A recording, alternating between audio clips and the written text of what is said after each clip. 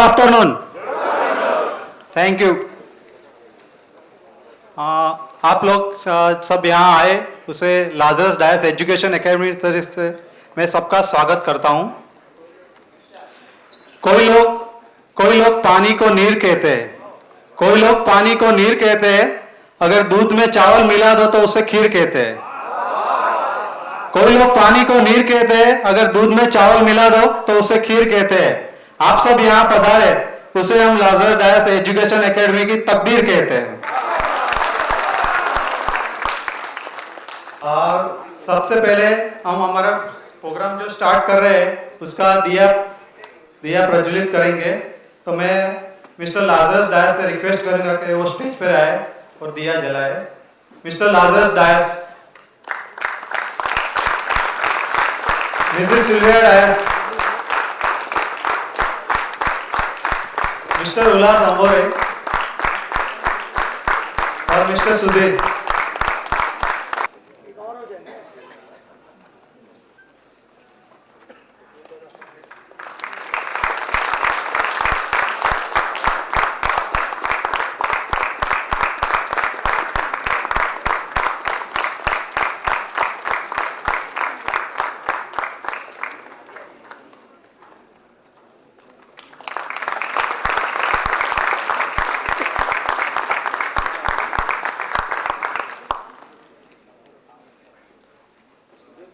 Mister Sudhir.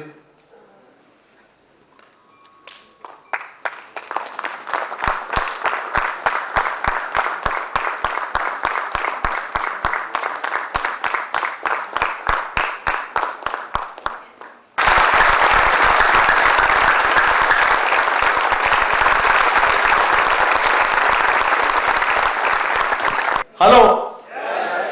Thank you very much.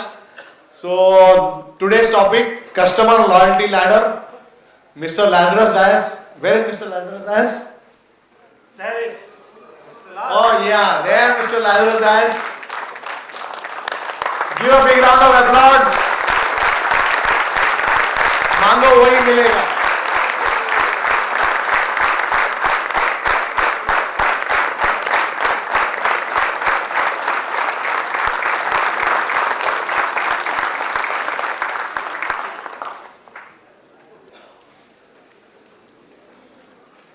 अरे यार ये किधर लाया?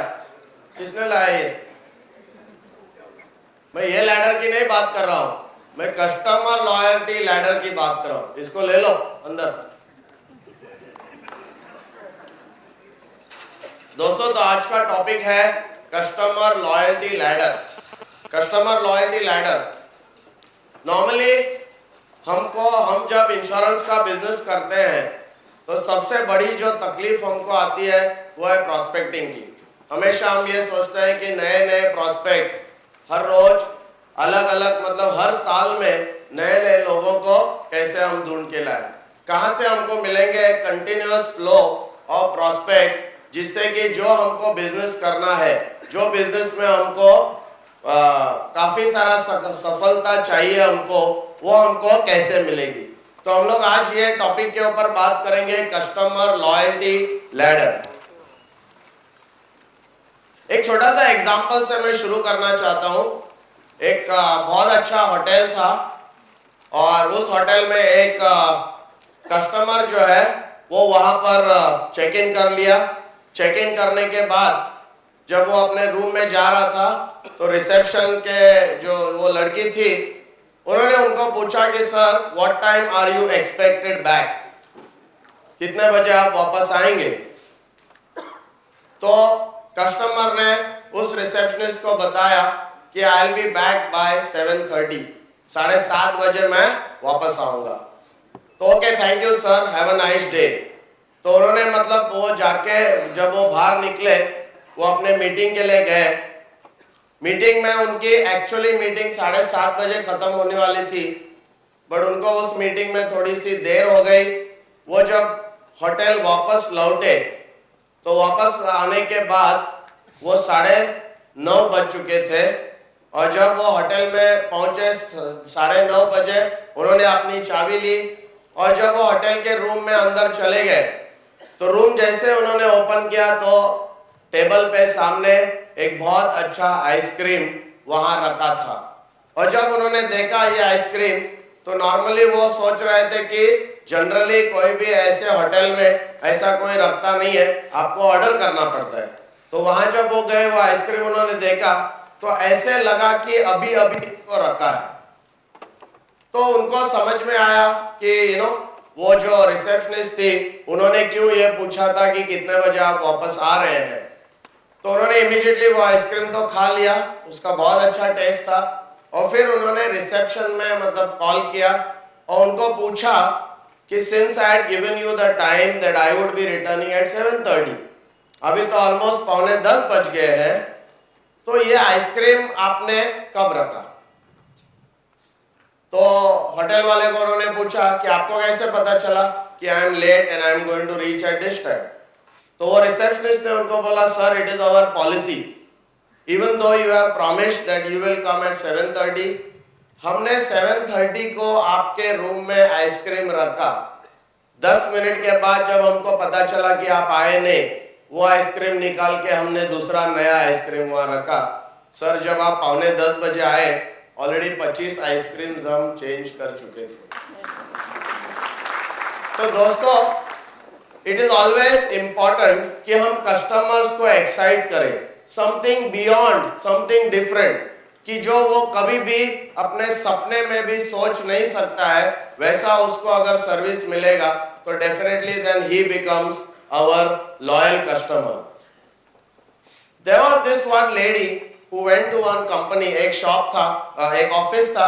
उस ऑफिस में ये औरत जो है भाग भाग के वहां ऑफिस में गई और ऑफिस में जाकर एक उनके पास बिल था, वो बिल लेकर वो ऑफिस में जाकर उन्होंने बताया कि बोला कि मैंने यहाँ से एक टायर खरीद लिया था और वो टायर फॉल्टी था, तो उसमें डिफॉल्ट है, आप क्या करो, इसको मुझे पैसा रिटर्न करो। तो नॉर्मली ऑफिस में ऐसा कोई अगर किसी के कंपनी में कोई आता है तो जनरली पूछताछ होती है, आपका टायर कहाँ पर है, मतलब खराब है तो उसको आप लेके आइए। इस ऑफिस में उस औरत को बोला गया, madam don't worry, please sit down, we will make your refund cheque right now, अभी हम आपको रिफंड का चेक दे देते हैं। और 2 मिनट के बाद इमीडिएटली अकाउंट के ऑफिस में से उसका रिफंड का चेक उन्होंने लाकर उनको दे दिया। The lady was very happy of course. वो जब घर पे गई, शी वॉज क्वाइट एस्टोनिश्ड कि यार कंपनी में रिफंड इतना जल्दी कैसे दिया। नॉर्मली जब खरीदते समय बहुत ज्यादा तकलीफ होती नहीं है, बट अगर रिफंड लेना है बहुत तकलीफ होती है। तो उन्होंने जस्ट अपने बैग ओपन करके वो सब बिल्स देख रही थी, एंड क्या उसको सडनली समझ में आया कि जिस कंपनी में वो गई थी वो कंपनी तो टायर बनाता ही नहीं, वो एक गलत ऑफिस में पहुंची थी, वो उन्होंने वहां से दूसरा कुछ खरीदा था, और वो जब उन्होंने बिल देखा तो वो कंपनी तो अलग थी। तो इमीडिएटली उस ऑफिस में उन्होंने कॉल किया, वो वापस वहां पर गई और वहां पूछा कि सर मैंने तो आपसे टायर खरीदा ही नहीं था, तो why did you refund me the money.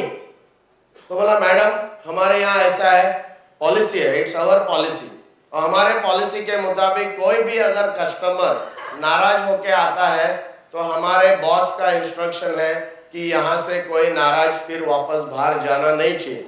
वो भले हमको कुछ पैसे आपको देने पड़े, कोई प्रॉब्लम नहीं है, भले वो हमारा प्रोडक्ट नहीं था जो आपने खरीदा था, बट हमको आपको नाराज होकर यहाँ से जाना नहीं चाहिए, इस वजह से हमने आपको रिफंड किया।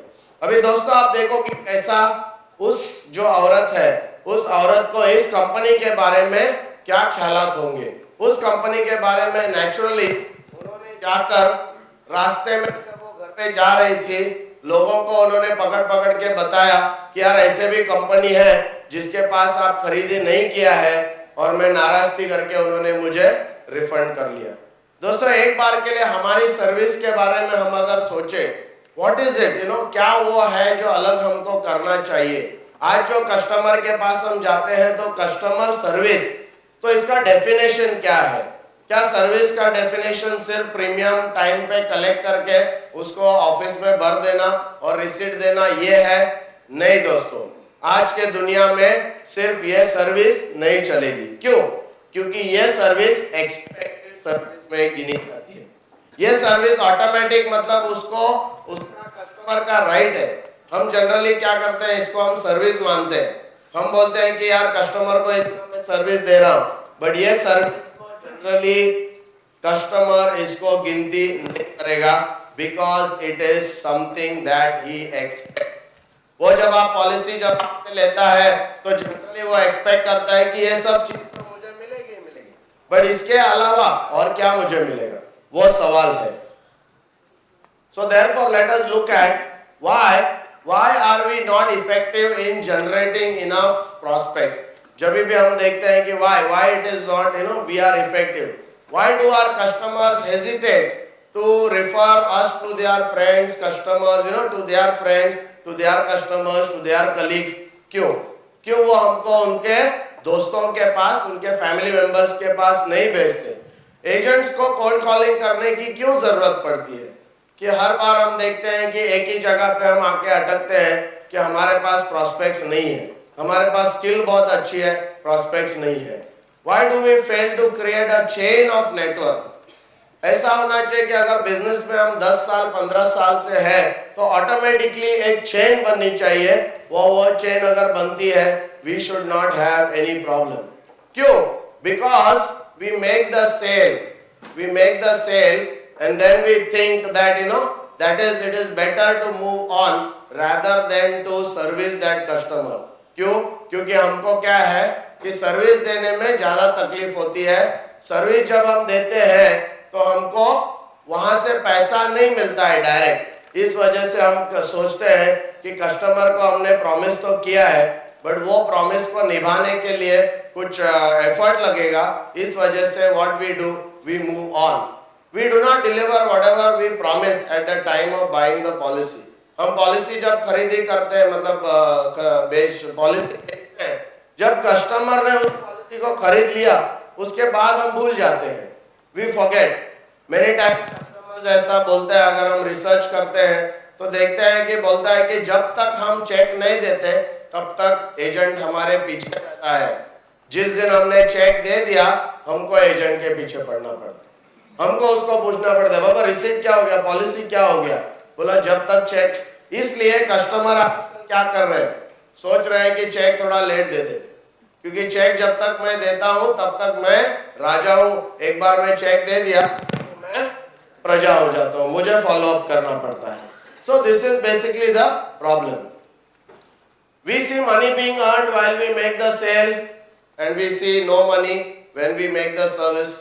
ओल्ड डेफिनेशन, कस्टमर का ओल्ड डेफिनेशन था कष्ट से मर, कष्ट से मर, and that was what we were. वो जो डेफिनेशन था उस डेफिनेशन के ऊपर हम एक्चुअली काम कर रहे थे, क्योंकि कस्टमर को हम कष्ट से मरने के लिए लगाते थे। What is positioning? पोजिशनिंग का मतलब क्या है? जनरली हम जब कस्टमर के पास जाते हैं, कस्टमर हमको अच्छा रेफरेंस या हमको दूसरे लोगों को हमारे बारे में क्यों बताएगा। तो positioning basically is the position that you have, the position that you have in the heart and mind of the customer. Normally आपके बारे में कस्टमर क्या सोच रहा है, आपके बारे में कस्टमर का विचार क्या है, या जब आप उनके सामने नहीं रहते तब आपके बारे में कस्टमर क्या है। नॉर्मली ये बहुत इंपॉर्टेंट है। वी हैव टू अंडरस्टैंड कि कस्टमर जो है वो हमारे सामने क्या बोलता है वो रियली इंपॉर्टेंट नहीं है। व्हाट इज इंपॉर्टेंट कि हम जब वहां नहीं रहते उस समय वो दूसरों को हमारे बारे में क्या कहता है। क्या वो ये कहता है कि सिर्फ पॉलिसी बंद हो जाती है, कोई पॉलिसी तो एजेंट मुझे मिलने आता है, या सिर्फ पॉलिसी बेचने के लिए आता है। तो दोस्तों ये सब अभी बंद होना, उसको हमको बंद करना पड़ेगा। कुछ नया, एक हमारे बिजनेस को, एक हमारे प्रोफेशन को एक नया अंदाज हमको देना होगा। And by the end of this session बहुत नई अच्छी आइडियाज मैं आपको दूंगा, जिससे कि जो कस्टमर है वो नॉर्मल आपके साथ बिहेव नहीं करेगा। आप एक नॉर्मल इंश्योरेंस एजेंट नहीं रहेंगे, आप कुछ एक अलग एजेंट बन जाएंगे। One is basically our own attitude. हमारा जो खुद का जो एटीट्यूड है वो मेन एक बड़ा प्रॉब्लम है। What is the problem? We are not convinced about our profession. Normally क्या होता है, हम बिजनेस में आते हैं तो अक्सर हमको ये बताया जाता है कि आइदर बहुत पैसा कमाना है, इस वजह से हमको इस बिजनेस में लाया जाता है कि बॉस इसमें बहुत पैसा है, you will be able to earn a lot of money. But क्या है कि अगर सिर्फ इस बिजनेस में हम लोग पैसे के लिए आते हैं तो देन कस्टमर को उसके बारे में कोई फायदा नहीं है। तो हमारे बिजनेस के बारे में, हमारे प्रोफेशन के बारे में क्या हम सही में जानते हैं कि हम क्या काम कर रहे हैं? क्या हम सिर्फ पॉलिसी बेच रहे हैं या हमारा मकसद क्या है? What is our profession? तो ये बहुत इंपॉर्टेंट है, क्योंकि बहुत सारा जो है मैं देखता हूं कि एजेंटों को खुद का इंश्योरेंस के ऊपर भरोसा नहीं है। क्योंकि हम लोग क्या करते हैं कि कस्टमर को तो बहुत सारा अच्छा जाके हम समझाते हैं, बट जब हमारी बारी आती है, क्या हम कस्टमर को वही चीज समझाते हैं जो हम खुद इम्प्लीमेंट करते हैं? कस्टमर को समझाने के लिए बहुत अच्छा है, बहुत इजी है। हम बहुत सारा नीड एनालिसिस ये वो काफी सारा हम करते हैं, बट वो करने के बाद क्या वो सिर्फ कस्टमर के लिए रहता है? अक्सर मैं देखता हूं कि एजेंट लोग दिया लेके दूसरों के घर में दिया जलाने जाते हैं, बट खुद का दिया बुझा हुआ रहता है। अभी अभी मलाड में एक एमडीआरटी एजेंट की जो डेथ हुई तो उसका खुद का सिर्फ 1 लाख की पॉलिसी थी, और वो भी एमडीआरटी एजेंट। तो दोस्तों हमको ये सोचना चाहिए कि हमारे बिजनेस में वो सब जो चाहिए वो क्यों नहीं हो रहा है? उसके लिए कारण है, बहुत बड़ा कारण है, और वो कारण ये है कि अभी तक हम खुद ही नहीं समझे हैं कि हमारा बिजनेस क्या है, हमारा व्यवसाय क्या है, हम क्या करने जा रहे हैं। क्या है कि बेसिकली हम लोग सब दुखी आत्मा है। आप शायद ब्रांच में आप दुखी आत्मा मिलते हैं कि नहीं आपको? हेलो, मिलते हैं ना दुखी आत्मा? हाँ, तो क्या है कि हम सब दुखी आत्मा है, और हम ये दुखी आत्मा जाकर हम कस्टमर के पास जाते हैं, और आजकल क्या है कि दुखी आत्मा का मल्टी लेवल मार्केटिंग चालू है। वो बोलता है कि एक दुखी आत्मा अगर 5 को दुखी करेगा तो उसको स्टार दुखी आत्मा बोला जाएगा, और अगर वो 1000 लोगों को दुखी करेगा तो वो सुपरमैन दुखी आत्मा कहा जाता है। तो ये जो हमारे काफी एजेंट है, ये दुखी आत्मा का मल्टी लेवल मार्केटिंग में फॉर्म भरते हैं रोज, और वो ब्रांच में जाके बैठ के और लोगों को भी उसमें ऐड कर दें, शामिल कर दें, खुद भी दुखी है। अभी आप सोचो दोस्तों, अगर आप दुखी आत्मा है तो ये बिजनेस में रिजल्ट्स आपको कैसे मिलेंगे? क्या है कि बेसिकली एंथुसियाज्म, हमारे बिजनेस में बहुत सारा एंथुसियाज्म की जरूरत है। अगर आप देखेंगे जैसे फ्रैंक एडगर के बुक में वो कहता है कि बेसिकली आपका स्किल कितना है, नॉलेज कितना है, आपका अच्छा मतलब बहुत सारा आप में अच्छा ही रहेगा, बट आपको अगर सक्सेसफुल होना है तो आपको एंथुसियाज्म आपको रखना होगा, एक जोश रखना होगा। अगर वो जोश नहीं रहेगा तो फिर कुछ फायदा नहीं। हम क्या करते हैं कि हर रोज सवेरे, जैसे आपने पिक्चर में देखा रहेगा कि हम हर रोज सवेरे अपने बॉडी को लेके पूरे दिन घुमा के फिर वो बॉडी को लेके जाते हैं, वापस शाम को पलंग पे लेट देते हैं। अभी इधर भी ताली बजाने बोलेगा तो भी ताली नहीं बजाते, क्यों? क्योंकि बॉडी गिर जाएगी ना, तो इसलिए हम सीट को पकड़ के बैठे, ताली भी नहीं बजाते। ताली बजाना तो जरा दुखी आत्मा जैसा मत बजाओ, जोर से जाओ।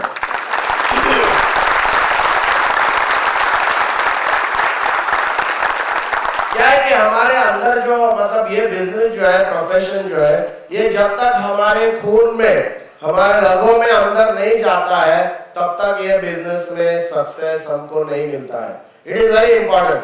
जब मैं एमडीआरटी गया था 97 में, तो उस समय एमडीआरटी स्पीकर से वहां से एक विधवा का स्पीच था। वो स्पीच सुनकर मुझे ऐसे लगा कि मैंने खुद मेरे जिंदगी में सही चीज नहीं किया है, और इस वजह से सबसे पहले मैंने उस समय 18% पे लोन लेकर मैंने 20 लाख की पॉलिसी ली 1997 में, ये समझने के बाद कि मैं अपने खुद के लिए कितना मतलब काम अच्छा नहीं कर रहा हूं, तो दूसरों के साथ में कैसा अच्छा काम करूं। और इसलिए जब मैं ब्लड टेस्ट का रिपोर्ट, उस समय SMA 12 करना था, SMA-12 का रिपोर्ट जब मैंने ब्लड टेस्ट करके जब मैं आया तो SMA-12 का जो रिपोर्ट मैं जब कलेक्ट किया तो उसमें लिखा था ब्लड रिपोर्ट में SMA-12 में सीरम कोलेस्ट्रॉल, सीरम ट्राइग्लिसराइड वो सब होता है, उसमें लिखा था नथिंग एक्सेप्ट इंश्योरेंस फाउंड। दोस्तों, जब तक आपके खून के अंदर मतलब आपका खून का अगर रिपोर्ट भी आप लेने जाते हैं तो उसके अंदर इंश्योरेंस ही सिर्फ आना चाहिए। आपका अगर सोनोग्राफी आप करते हैं उसमें भी सिर्फ रिपोर्ट में एक ही शब्द आना चाहिए, इंश्योरेंस। आपके बॉडी का हर पार्ट को अगर हम टुकड़े टुकड़ा एकदम बारीक से बारीक अगर टुकड़ा करते हैं और उसके अंदर अगर हम उसको माइक्रोस्कोप में देखते हैं तो उसमें इंश्योरेंस हमको मिलना चाहिए। अगर वैसा होता है तभी हम फिर हमारे बिजनेस में ये होगा। बट क्या है कि हम सब मरे हुए हैं, कस्टमर भी मरा हुआ है। और क्या होता है कि जब हम इंश्योरेंस बेचने जाते हैं, एक मुर्दा दूसरे मुर्दे को इंश्योरेंस बेचने जाता है।